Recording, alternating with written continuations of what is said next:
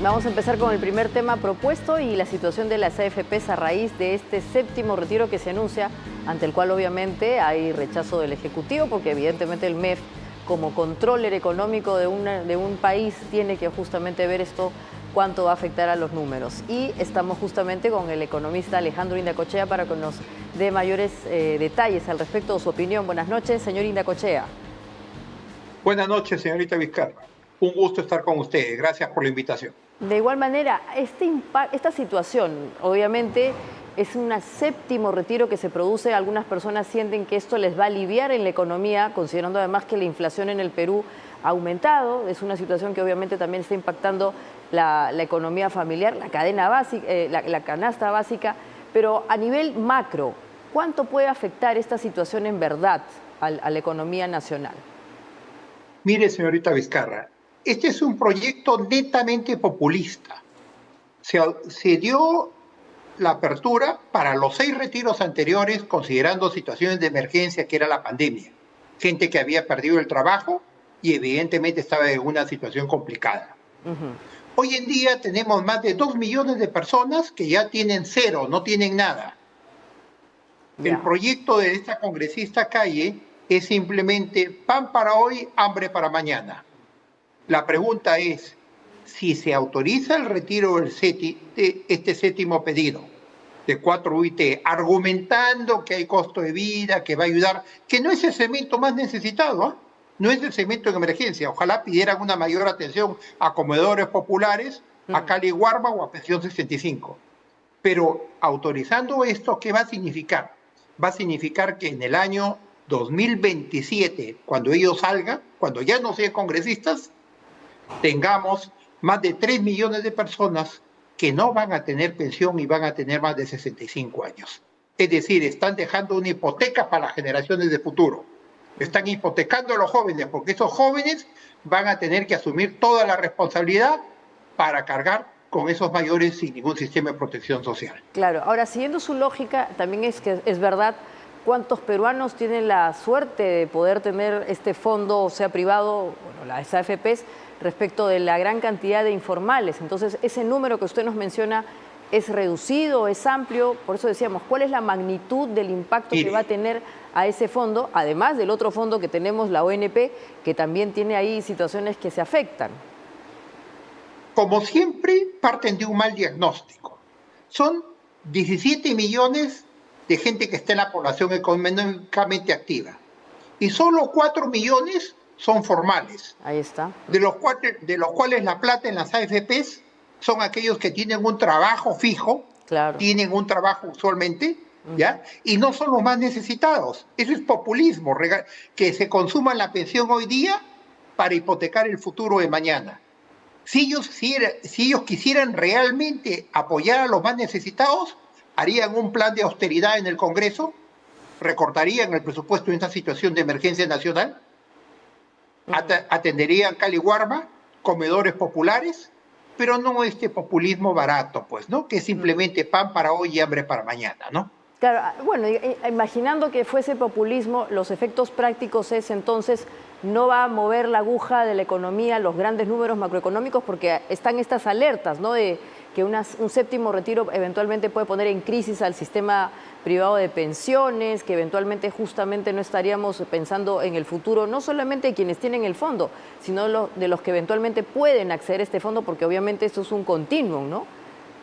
Mire, 2 comentarios. Primero, no cabe duda que se necesitaba una reforma del sistema de pensiones. Hoy en día en el Perú hemos marchado a la inversa. Mire, la pensión 65 fue en Alemania con Otto Bismarck cuando la gente salía a morir prácticamente. Hoy día la expectativa de vida de gente de las AFP, hombres 86 y mujeres 92 años. Se ha ampliado la expectativa de vida.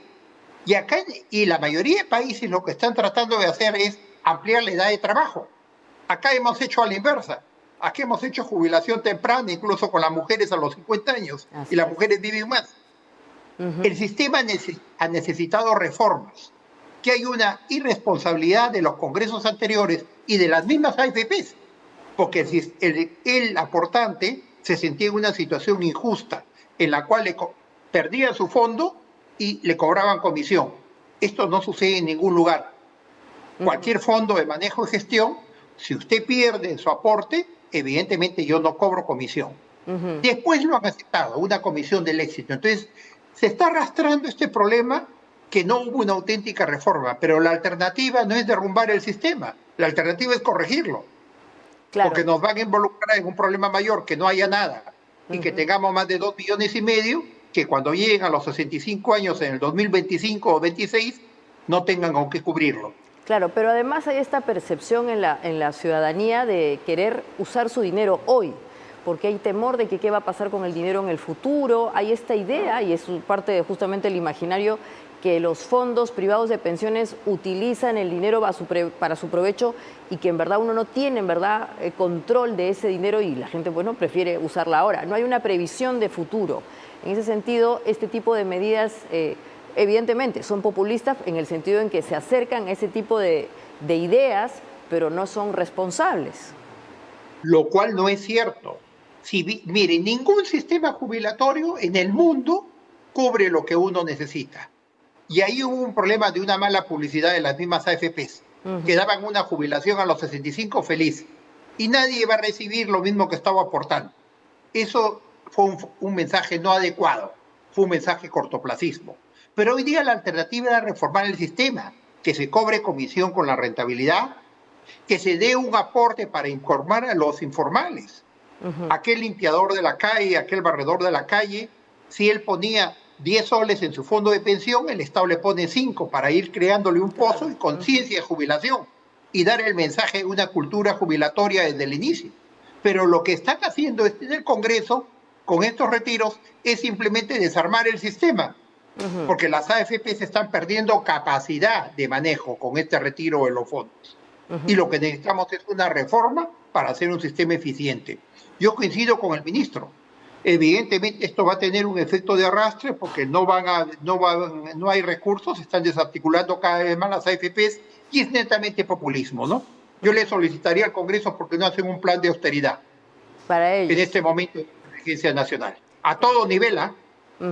Ahora, evidentemente, si este tipo de medidas no prospera, lo que tiene que pasar es la reforma y ya estamos justamente cerca a la revisión de estos planteamientos. ¿Cuál sería la mejor solución para el caso del Perú considerando el alto nivel de informalidad que existe? También tenemos el sistema público de pensiones, que es un fondo que obviamente tampoco ha funcionado bien. Las pensiones que se entregan a través de ese fondo son muy pequeñas y en verdad son irreales. ¿Cuál tendría que ser la solución? Mire, tenemos que ser conscientes que ningún país en el mundo ha solucionado el problema de pensiones. Y lo vemos en Francia, ¿no? Toda la convulsión que ha sido por tratar de agregar de 63 a 65 años.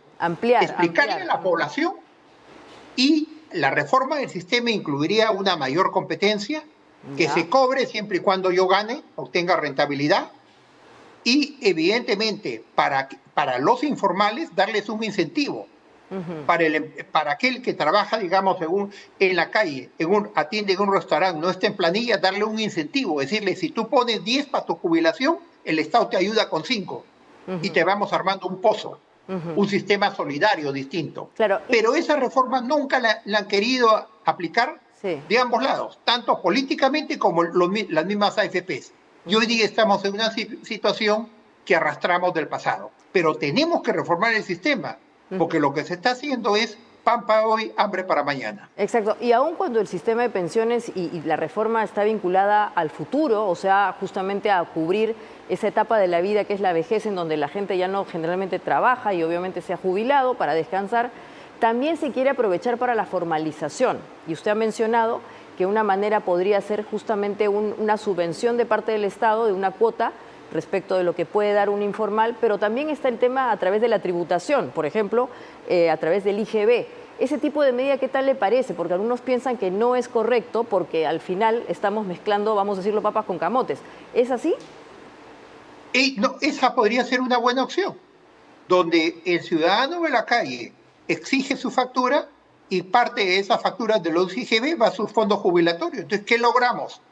Que evidentemente el ciudadano de la calle se convierta también en un aportante para el sistema tributario. Tenemos que hacer una reforma tributaria también. porque no hay reforma, no hemos emprendido reformas tributarias. El sistema se quedó congelado en el tiempo. De hace 30 años que se hizo una reforma. Pongamos, no sabemos nada de Panama Papers, ¿ya? No saben manejar centros offshore, las nuevas operaciones financieras, el sistema de digitalización quedó desfasado de parte de la SUNAT. Entonces, hay reformas que tenemos que hacer, tener un Estado eficiente, competitivo también en la parte tributaria, ¿no? Claro, por eso le mencionaba, señor Indacochea, respecto a este tipo de medidas, por ejemplo, que son propuestas también que se van a revisar prontamente, extraer un porcentaje del consumo del IGB para ir formando ese fondo, en el caso de los informales, no es antitécnico, no mezcla criterios, podría ser eventualmente una medida también para la formalización. Podría ser una alternativa interesante, pero tienen que partir de un diagnóstico adecuado. Ya. El problema es que el Congreso no tiene nivel, no entienden lo que es una reforma. Ellos mismos le dijeron, hubo una congresista que presentó un proyecto y la otra de Fuerza Popular le dijo que no servía para nada. Era una congresista de izquierda que presentó un proyecto que era regalo para todos. No tienen idea cómo funciona un sistema pensionario, cuáles son las expectativas de vida, cómo se calcula un fondo de retiro, cómo es la competencia de un sistema de pensiones. Entonces tenemos un Congreso pues que realmente está al margen de ese conocimiento técnico y lo único que tienen es el populismo al corto plazo. Bueno, que se repartan las AFPs para dar millones a las personas, darle a las familias. Bueno, dicho sea de paso, señor Indacochea, no solamente es el Poder Legislativo el que ha planteado propuestas para la reforma, también las asociaciones de AFPs tienen un proyecto y hasta incluso un banco importante en el Perú también ha planteado una reforma. Entonces, de esos tres tendría que aparecer la luz, ¿no es cierto? Que, como estamos diciendo, tiene que ver hacia el futuro, pero también considerar que el Perú es un país, lamentablemente, de un gran nivel de informalidad. Y tenemos que pensar también en esa masa de personas que se autoemplean o que eventualmente no tienen una continuidad en sus ingresos. Dos comentarios sobre ello. ¿Recuerda usted que en el Congreso anterior hubo una comisión para la reforma de pensiones que demoró casi 2 años? No sabemos cuál ha sido el informe final.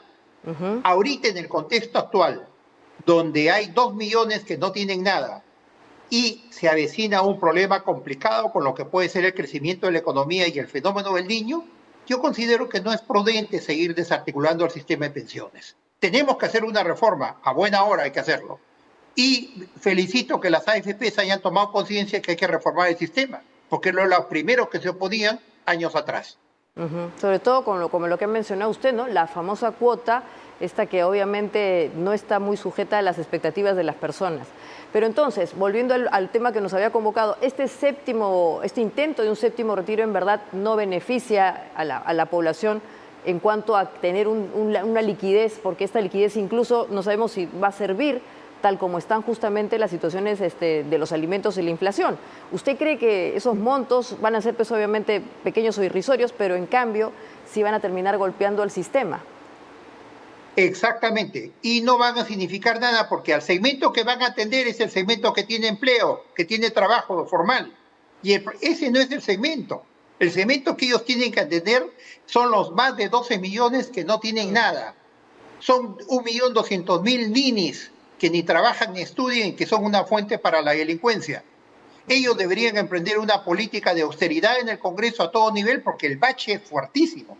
Lo que recibe un congresista versus lo que recibe un ciudadano de la calle. Definitivamente. Estamos hablando de una brecha abismal. Entonces deberían ser solidarios en una etapa tan difícil como es la que tiene actual, digamos, el país en la parte económica. Pero evidentemente es un Congreso netamente cortoplacista, que no le interesa, que no tiene otro objetivo más que sostenerse en el corto plazo hasta el 2026, ¿no?